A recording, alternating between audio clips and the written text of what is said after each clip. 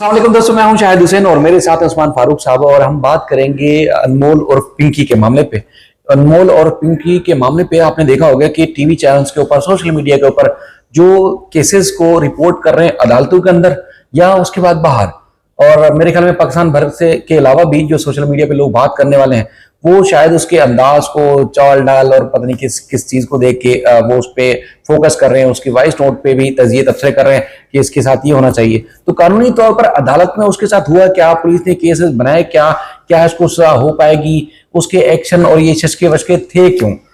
इसमें बात करेंगे। तो उस्मान भाई आपका बेहद शुक्रिया, क्योंकि पिंकी को कराची की अदालत में पेश किया गया। कराची की अदालतों में आप रोज पेश होते हैं, पुलिस की जो कार्रवाइयां होती हैं अदालतों से हट के भी, यानी कि बाहर, और अदालतों में जो एक पुलिस अपने काम से एक्सपोज होती है वो भी आप रोज देखते हैं, बल्कि कई केसेस में आपका आमना सामना भी होता होगा। तो पुलिस ने जो केस बनाया, आपने 3-4 दिन में जो स्टडी की, पिंकी के खिलाफ केस कितना मजबूत है, क्या उसको सजा हो पाएगी, या ये एक फॉर्मल सोशल मीडिया का एक स्टंट तो है, खबर तो है, एक्चुअल उसको सजा नहीं हो पाएगी और जो लोगों ने उम्मीदें लगा रखी है सिस्टम से, उनकी उम्मीदों पर पानी फिर जाएगा?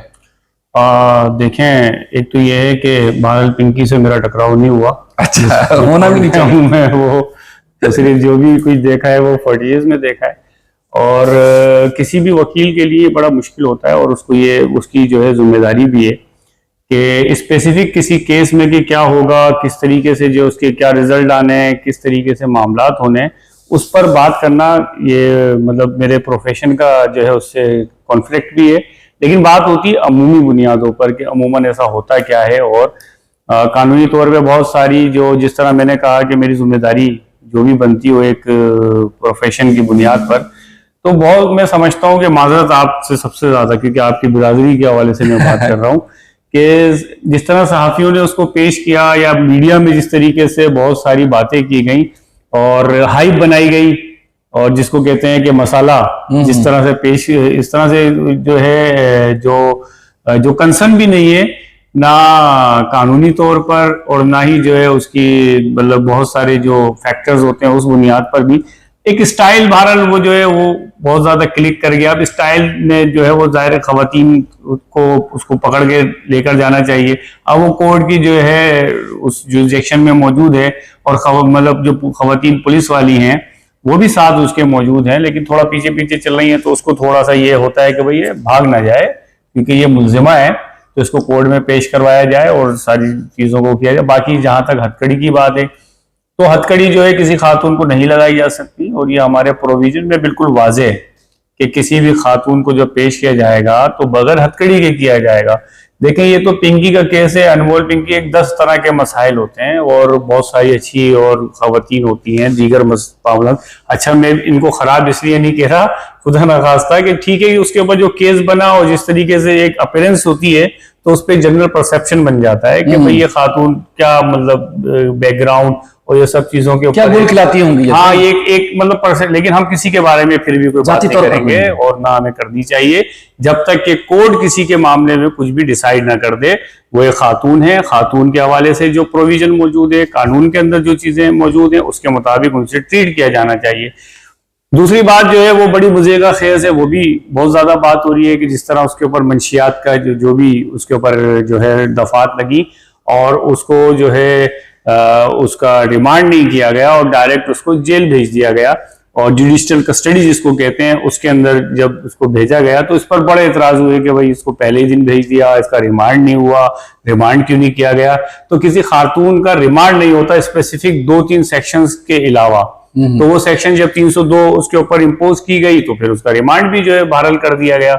तो ये भी मतलब थोड़ा सा समझने की जरूरत है। कोर्ट जो है वो अकॉर्डिंग टू द लॉ चल सकते हैं, वो अगेंस्ट ऑफ द लॉ नहीं चल सकते। उनको उसी तरीके से सारी चीजों को लेकर चलना होता है, उसी के मुताबिक जो है फैसले करने होते हैं जो कि कानून के अंदर जो है दर्ज हैं। अलग से कोई और चीज नहीं है कि जो जिसकी वजाहत की गई हो। ठीक है। अच्छा, एक चीज और फरमाइएगा, जैसे आपने कहा ना कि 302 की दफा लगाई गई और उसके बाद पिंकी को उसका रिमांड भी हो गया, अदालत ने दे दिया, तो पिंकी के ऊपर इल्जाम है, जो लम्हात हमने देखे पुलिस ने जो FIR में लगाए, जो उन्होंने पुलिस ने बताया उसके हिसाब से कि वो मंशियात सप्लाई करती है और मंशियात की वजह से लोगों की जान भी चली जाती है। तो अगर वो मंशियात जो पिंकी ने मुबैना तौर पर वहां तक पहुंचाई जहां बगदादी के इलाके में एक बंदा मर गया, तो क्या उसमें 302 की दफा लग सकती है पिंकी के ऊपर, या पुलिस ने एक और तरीके से जैसे गिरफ्तार शायद कहीं और से किया हो, उसका गिरफ्तारी का जो पता लिखा वो कहीं और का लिखा, तो इसी तरह जो बुनियादी केस था थाना गार्डन का जो कमजोर बनाया गया और इसी तरह मुलजिमा को आगे जाके हो सकता है उसका फायदा भी हो जाए,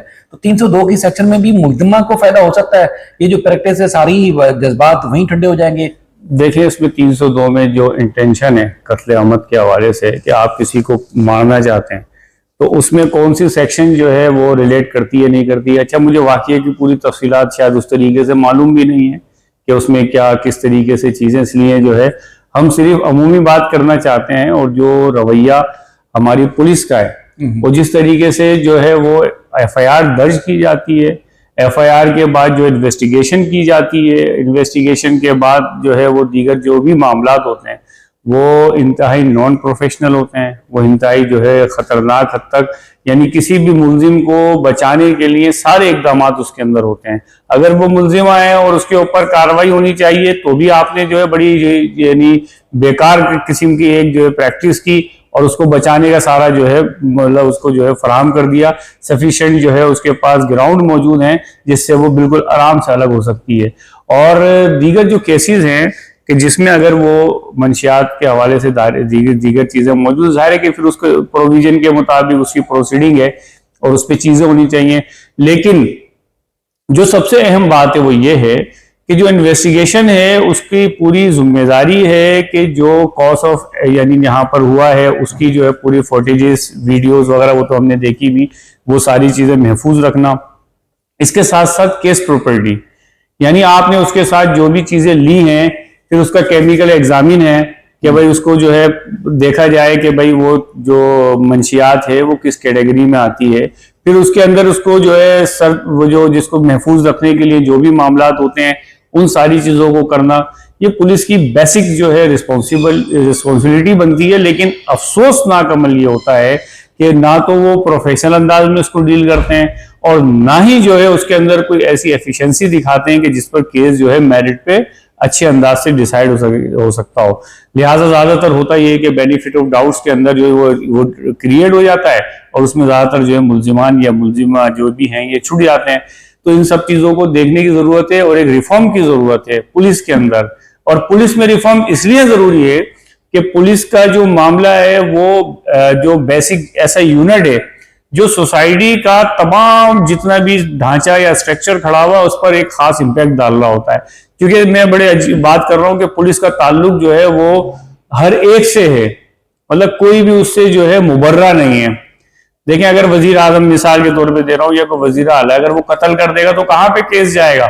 पुलिस देखेगी ना उस केस को। या और कोई अगर मुलजिम या कोई भी हो किसी भी ओहदे पर हो, इल्ला ये कि जो हमारे अभी 26 और 27वीं तरमीम में काम इस्तिस्ना दिया गया, इस्तिस्ना वालों को छोड़ के वो तो उनको तो 100 जो खून माफ हैं। बाकी तो जो भी बंदा होगा जिस तरीके से भी वो काम करेगा तो उसका ताल्लुक पुलिस से होगा।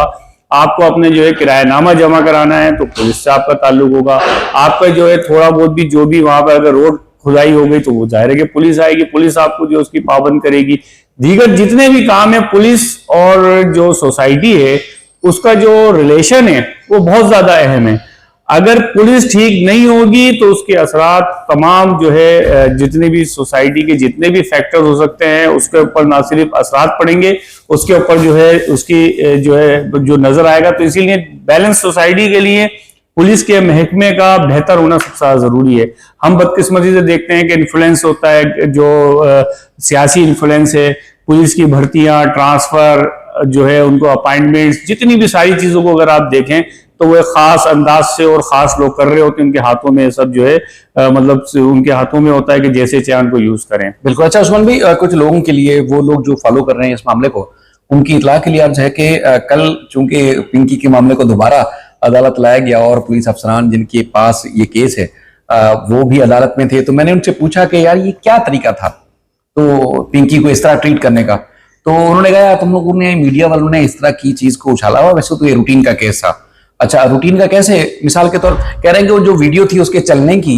वो जो बनाई गई है बेसिकली उसको वीडियो को स्लोमो में बनाया गया है, स्लो मोशन में बनाया गया है, तो इस वजह से उसके शशके जो है वो ज्यादा नजर आ रहे हैं। तो मैंने कहा ये तो रूटीन की एक आम तरह की जैसा आप प्रैक्टिस करके लाए थे, इसी तरह वीडियो बनाई गई, उसमें कोई खास कोई ट्रीटमेंट नहीं हुई है। तो बहरहाल एक तो ये चीज हो गई। दूसरी बात ये है कि पिंकी इस तरह की ड्रेसिंग में क्यों थी? कोर्ट ने मुझे मालूम हुआ है कि कोर्ट ने खुद सवाल किए खासतौर पर तफ्तीशी अफसर से कि किस तरह उसको लाया है, जो हुलिया, मतलब वो उसको थोड़ी देर के लिए अगर हमारे दिमाग में आ जाए ना उसका हुलिया चलते हुए, तो उसको अगर नजर डालें। तो जज साहब ने सवाल किया कि इसको इस तरह क्यों लाए? तो उसमें खातून जो पुलिस वाली साहब थी उसने कहा कि हमने इसको कहा था कि कपड़े सही से पहन लें। तो पिंकी ने खुद बीच में बोला आके कि मैं इसी तरह की ही ड्रेसिंग करती हूँ। अच्छा, तो जज ने फिर कहा कि कम से कम सर पे दुपट्टा रख के लिया थी। तो उसमें उन्होंने, पुलिस वाले ने कहा कि इसको हमने कहा था कि आप दुपट्टा रख लें ताकि एक अदालत में जाते हुए कुछ तो हो। तो बहरहाल पिंकी ने ये भी उसको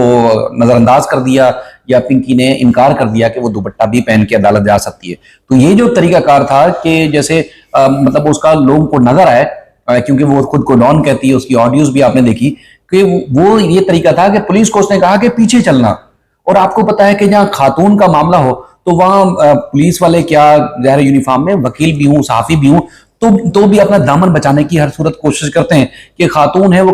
और इस हद तक अगर खुदा ना खासा मैं माजरत चाहूंगा आपसे, इस हद तक कि अगर गिरी हुई औरत हो तो बंदा तो वैसे ही अपना दामन बचाता है। तो पुलिस वाले बेचारे अपनी नौकरी बचा रहे थे, पुलिस वाले अपनी वो कोशिश कर रहे थे कि कहीं इसने कोई इल्जाम ठोक दिया हमारे ऊपर तो हम तो बर्बाद हो जाएंगे, नौकरी चली जाएगी। तो बारह वो बेचारे अपना दामन साफ करने के चक्कर में मुअत्तल तो हो गए। लेकिन ये कि जो इब्तदाई एफआईआर दर्ज हुई गार्डन थाने में, उसमें भी उन्होंने जो एड्रेसेस लिखे वो गलत लिखिए, उसका बुनियादी जो बेनिफिट है वो मुलजमान को मिलता है। और खासतौर पर जो मंशियात के केसेस हैं उसमें पैरेलल सिस्टम एक सिंध गवर्नमेंट ने बनाया था कि जिस तरह एएनएफ का कानून है उसी तरह का एक एएनएफ की मसावी सूबाई जो कानून था वो बनाया था। उसकी अदालतें नहीं बनाई गई और पुलिस गिरफ्तार तो करती है। इसी तरह चूंकि अदालतों में जजेस नहीं है तो वो केसेस पेंडिंग पड़े रहते हैं, मुलजमान जेल में सड़ रहे होते हैं। तो इसी तरह का पिंकी का मामला ही है। अब खासतौर पर अब जिस तरह आपने देखा कि वो किसी ने बताया जी पिंकी ने उसकी मंशियात फलां को दी थी, फलां ने फलां को दी, तो उसने वो कोकेन या आइस उसने इस्तेमाल की, वो बंदा मर गया तो उसकी कत्ल की जिम्मेदार पिंकी है, इस किस्म की एफआईआर डाल दी। हालांकि अगर खास मतलब वो केस जो साबित अदालत में हो सकता हो और असली नस्ली केस हो, पुलिस की इस छोटी छोटी कोताहियों की वजह से मुल्जमान को सजा नहीं हो पाती और जो मंशियात के केसेस हैं उसमें सजाओं का तनासब मुश्किल से कोई 4-5% भी नहीं है सालाना। तो इसी तरह के पिंकी जैसे केसेस पुलिस बनाती है और मुल्जमान को सजा नहीं हो पाती और फिर कहते हैं जी अदालतें छोड़ देती हैं, हम तो पकड़ के मुल्जमान को लाते हैं। तो पुलिस का जिस तरह आप फरमा रहे हैं कि पुलिस को खासतौर पर उनकी तरबियत की जरूरत है। ठोस केसेस होते हैं, वाकयात असली होते हैं, लेकिन जब उसके केसेस तैयार किए जाते हैं उसमें जो मनगढ़ंत मेहनत के बगैर जो बैठ के लिख देते हैं वो केस को मजीद अदालतों में कमजोर कर जाती हैं, जिसकी वजह से मुल्जमान सजाओं से बच जाते हैं। तो वाइंड अप करते हैं, आप कुछ मजीद इस सिलसिले में कुछ कहना चाहते हैं? देखिए, दो बातें मतलब बुनियादी, एक तो ये कि बहरहाल कोर्ट जो है शवाहिद की बुनियाद पे फैसला करती है, जो भी जिस तरह आपने बात की। दूसरी बात आपने कही कि मर्द हैं या वकील हैं दूर दूर रहते हैं, अरे खवातीन मौजूद हैं, उसका हाथ तो पकड़ सकते हैं ना, वो ठीक है बहुत बड़ी वो हो सकती है, उसके साथ खवातीन पुलिस वाली जो है वो मौजूद भी हैं, वो उसके साथ चल भी सकती हैं। उसके कहने पे कि भाई मर्द पुलिस दूर दूर रहे, मैं जाऊँ एक खास स्टाइल के अंदर चलते हुए जाऊंगी, और तो ये तो कोई बात मतलब लॉजिकल नहीं है। अगर वो जस्टिफिकेशन पुलिस वाले दे रहे हैं तो पुलिस वाली खवातीन है वो साथ हो सकती है, और वो उनके मतलब जाहिर है वो मुलजिमा है, मुलजिमा को मुलजिमा की तरह ही ट्रीट होना चाहिए। और दूसरी बात ये कि हम कोई भी बात जब तक कि प्रूफ ना हो जाए, साबित ना हो जाए, उस वक्त तक जो है हम नहीं समझते कि किसी के हवाले से भी ऐसे कमेंट्स या ऐसी कोई बात जो है हम करें कि जो कबल अज वक्त हो।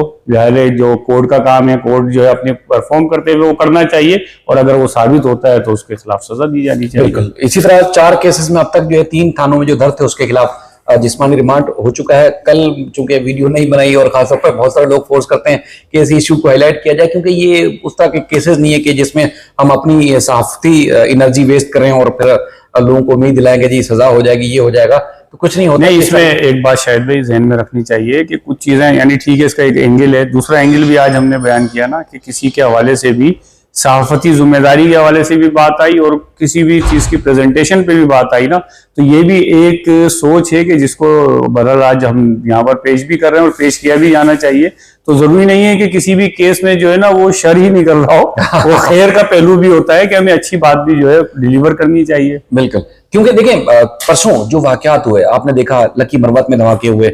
और उसके मलिक रियाज का कितना बड़ा नाम है, उसकी जो जाती रिहाइशगाह थी उसको फ्रीज कर दिया नैब ने। बड़ी खबरें थी पाकिस्तान के लिए, पाकिस्तानी कौम के लिए, लेकिन उन सारी खबरों को छोड़ के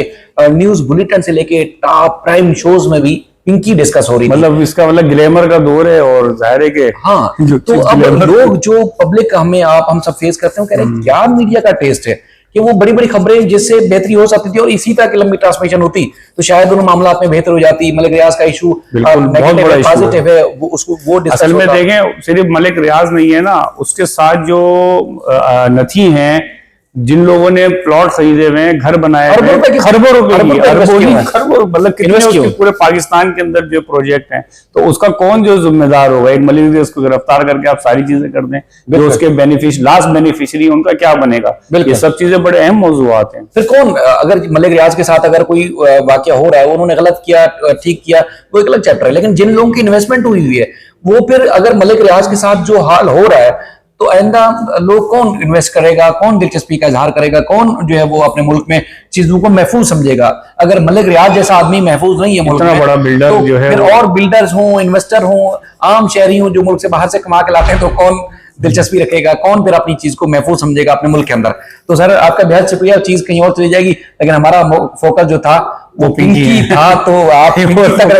कोई सवाल हो तो जरूर जवाब दीजिएगा, आप सवाल कीजिएगा, हम कोशिश करेंगे आने वाली वीडियोस में भी आपके सामने जवाब रखें। सर आपका बेहद शुक्रिया, आप सबका बेहद शुक्रिया, अल्लाह हाफिज।